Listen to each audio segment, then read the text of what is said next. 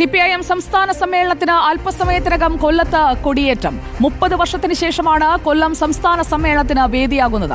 5 മണിക്ക് കേന്ദ്ര കമ്മിറ്റി അംഗവും സംഘാടക സമിതി ചെയർമാനുമായ KN ബാലഗോപാൽ പതാക ഉയർത്തും. നാളെ മുതലാണ് പ്രതിനിധി സമ്മേളനം തുടങ്ങുക. റഹീസ് റഷീദ്, സാനിയോ മനോമി, PR സുനിൽ എന്നിവർ നമുക്കൊപ്പം തത്സമയം ചേരുകയാണ്. എല്ലാ ജാഥകളും എത്തിച്ചേരാൻ പോവുകയാണ്. അതിനായാണ് നമ്മൾ കാത്തിരിക്കുന്നത് ഇനിയുള്ള നിമിഷങ്ങളിൽ. PR Sunil, Sanio മനോമി, Rahees Rasheed, good evening. ആദ്യം PR സുനിലിലേക്ക് പോകാം. PR സുനിൽ, ആശ്രാമ മൈതാനത്ത് എല്ലാ ഒരുക്കങ്ങളും പൂർണ്ണമല്ലേ?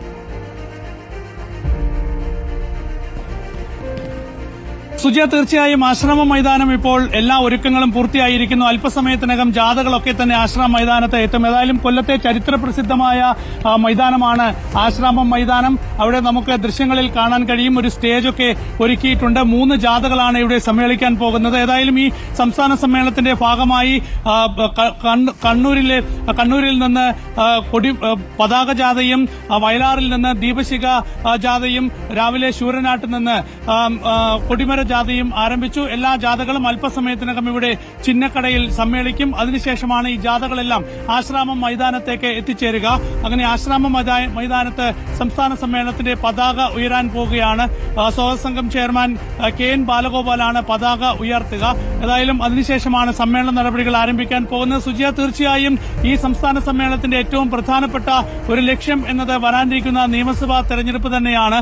നിയമസഭാ തെരഞ്ഞെടുപ്പിനായി ഒരുങ്ങുക, പാർട്ടിയെ അതിനായി ഒരുക്കുക, അതിനുള്ള നിർദ്ദേശങ്ങൾ പാർട്ടി അണികൾക്ക് തുടർഭരണം ലക്ഷ്യമിട്ടുകൊണ്ടുള്ള ചർച്ചകൾ, കൂടിയാലോചനകൾ അതെല്ലാം നടക്കാൻ പോകുന്നു. നമുക്കിപ്പോൾ ആകാശ ദൃശ്യങ്ങൾ കാണാം. പ്രേക്ഷകരിലേക്ക് ആകാശ ദൃശ്യങ്ങൾ കൂടി നമ്മൾ എത്തിക്കുകയാണ്. കൊല്ലം അക്ഷരാർത്ഥത്തിൽ ചുവന്നു കഴിഞ്ഞു. അതുകൊണ്ടാണ് ഞാൻ ചുവപ്പൻ കൊല്ലമായി, ചെഞ്ചോര ചുവപ്പിലേക്ക് എത്തിക്കഴിഞ്ഞു എന്ന് പറഞ്ഞത്. സാനിയോ മനോമി ഇപ്പോൾ ചിന്നക്കടയിലുണ്ട്. എല്ലാ വഴികളിലും ചുവപ്പാണ്, എല്ലായിടങ്ങളിലും ചുവപ്പ് കൊടിതോരണങ്ങൾ നിറഞ്ഞു കഴിഞ്ഞിരിക്കുന്നു. സാനിയോ മനോമി, ജാഥകളൊക്കെ എവിടെ വരെ എത്തി? സംഗമിക്കാറായോ? സംഗമിക്കാൻ ഇനിയും അല്പസമയം കൂടി ഉണ്ടെന്നാണ് മനസ്സിലാക്കുന്നത്. ചിന്നക്കടയിലാണ് ഈ ജാഥകളൊക്കെ ആദ്യം സംഗമിക്കുക. അതാണ് ഒരു പ്രത്യേകത. ഇവിടെ മൊത്തത്തിൽ ചിന്നക്കട, കൊല്ലം എന്ന് പറയുമ്പോൾ തന്നെ ചിന്നക്കട പ്രത്യേകിച്ചും വളരെയധികം ചുവന്നിരിക്കുന്ന ഒരു സാഹചര്യം. ചുവന്ന കൊടിതോരണങ്ങളെല്ലാം എല്ലാ വശത്തും ഇങ്ങനെ കെട്ടിയിട്ടിരിക്കുന്നു. ഏതായാലും അല്പസമയത്തിനകം തന്നെ ഇവിടേക്ക് കൊടിമര, പതാക, ദീപശിഖ ജാഥകൾ 3 ഇവിടേക്ക് എത്തും. ശേഷം ഇവിടെ 3 സംഗമിച്ചതിന് ശേഷം സംസ്ഥാന കമ്മിറ്റി അംഗങ്ങൾ, നിലവിലുള്ള ഇവിടെ കേരളത്തിലുള്ള കേന്ദ്ര കമ്മിറ്റി അംഗങ്ങൾ തുടങ്ങിയ പ്രമുഖ നേതാക്കൾ, മുതിർന്ന നേതാക്കൾ തുടങ്ങിയവരുടെയൊക്കെ സാന്നിധ്യത്തിൽ കാൽനടയായിട്ടാണ് ആശ്രമ മൈതാനത്തേക്ക് ഇവരെല്ലാവരും ഒരുമിച്ച് പോവുക. ശേഷം ആശ്രമ മൈതാനത്ത് പതാക ഉയർത്തും. ഏതായാലും ഈ ചിന്നക്കടയിൽ ഇതൊരു വലിയ കാഴ്ച തന്നെയായിരിക്കുമെന്നതിൽ യാതൊരു സംശയവുമില്ല. കാരണം 3 ജാഥകളും ഇവിടെ സംഗമിച്ചതിന് ശേഷമാണ് ഇവിടെ നിന്ന് പോവുക എന്നുള്ളതാണ് ഏറ്റവും പ്രധാനപ്പെട്ട കാര്യം. ഇന്നിപ്പോൾ ശൂരനാട് നിന്നാണ് കൊടിമര ജാഥയടക്കം വന്നത്.